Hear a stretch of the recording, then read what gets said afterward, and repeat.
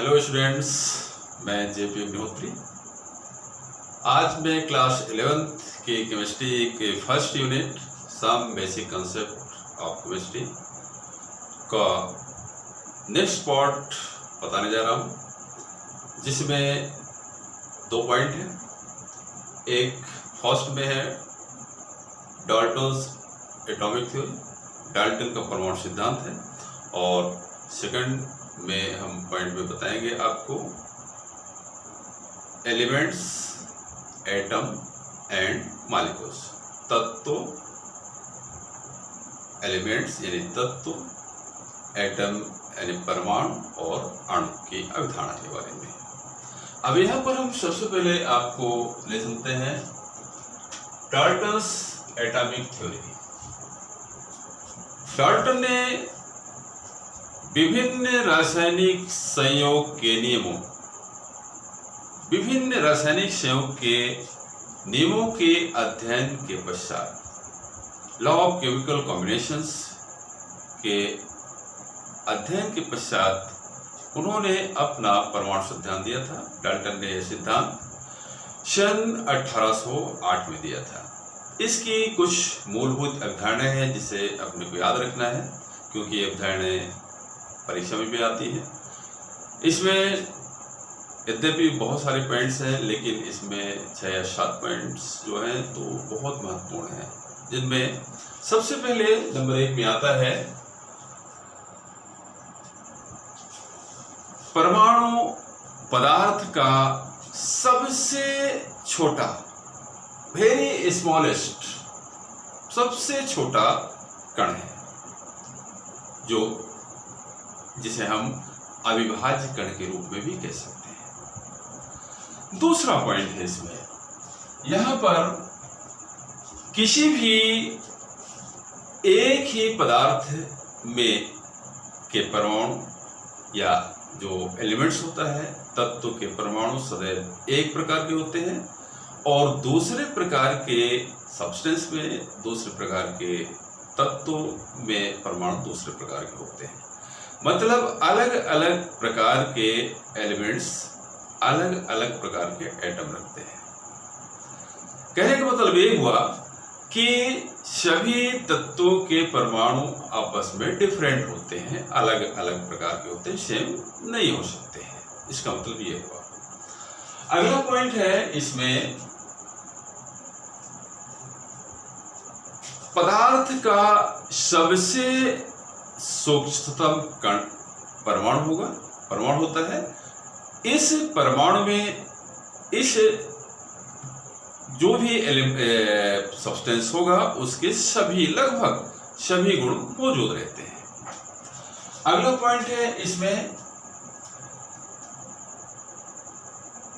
यहां पर परमाणु आपस में पूर्ण संख्याओं में संयुक्त होकर के यौगिक परमाणु बनाते हैं, जिसे आधुनिक मॉलिक्यूल्स यानी आधुनिक अणु भी कहा गया है।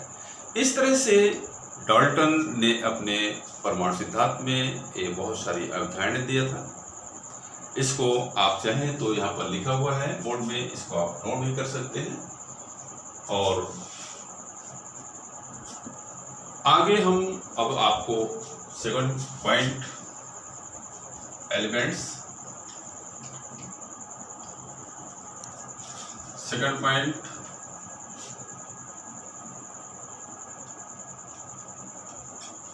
एलिमेंट्स, एटम एंड मॉलिक्यूल्स के बारे में बताएंगे। इसमें सबसे पहले एलिमेंट्स के बारे में समझें। तत्व क्या है? तत्व के बारे में स्टार्टिंग से ही बहुत सारे डेफिनेशंस दिए गए, परिभाषाएं दी गई, एक्सप्लेन भी किया गया।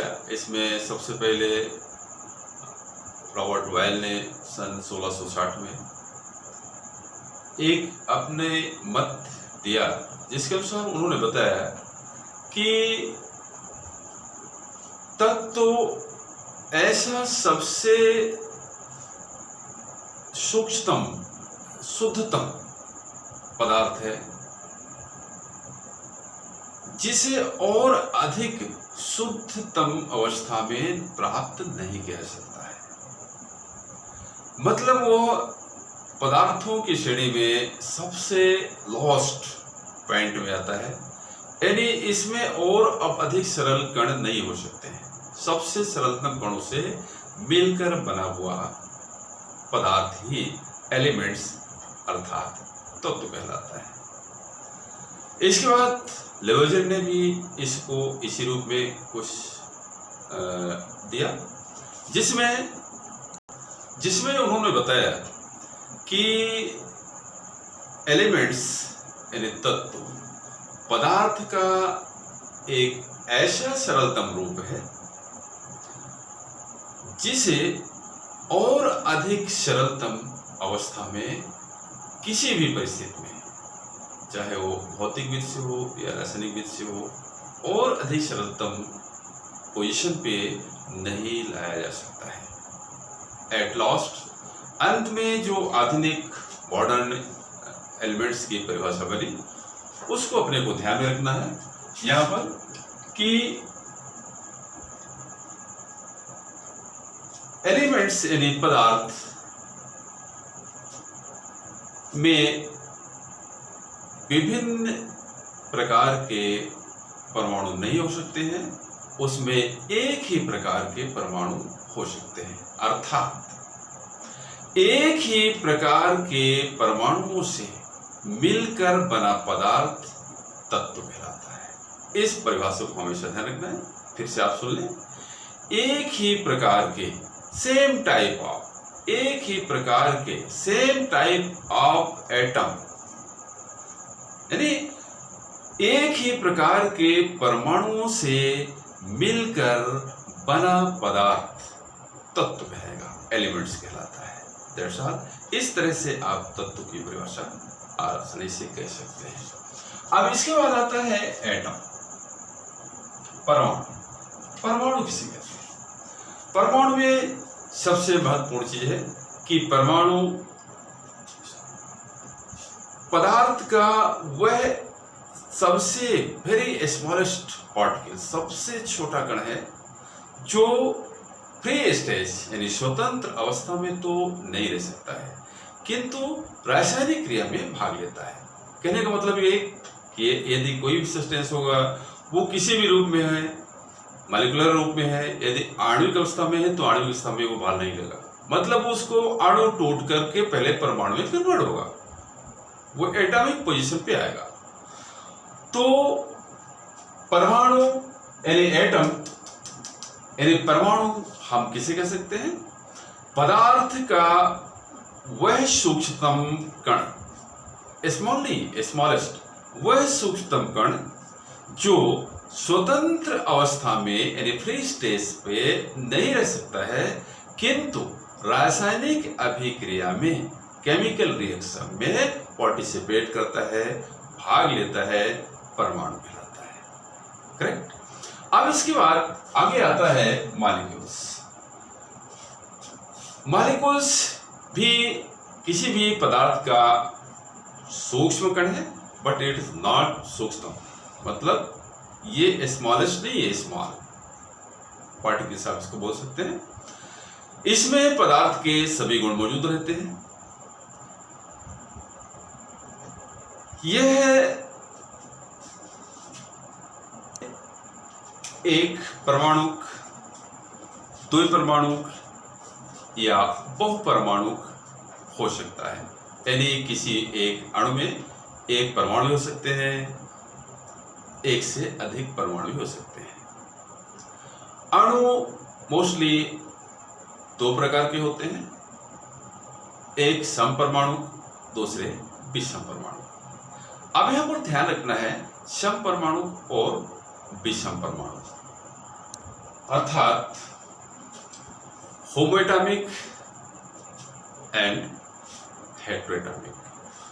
अब यहां पर ध्यान रखना है ये होमोएटॉमिक यानी समपरमाणु अणु कौन से होंगे, तो ध्यान रखें एलिमेंट्स, अभी हमने बताया था इसके पहले कि एलिमेंट्स जिसमें एक ही प्रकार के परमाणुओं से ये बने होते हैं, सेम टाइप ऑफ एटम, है ना।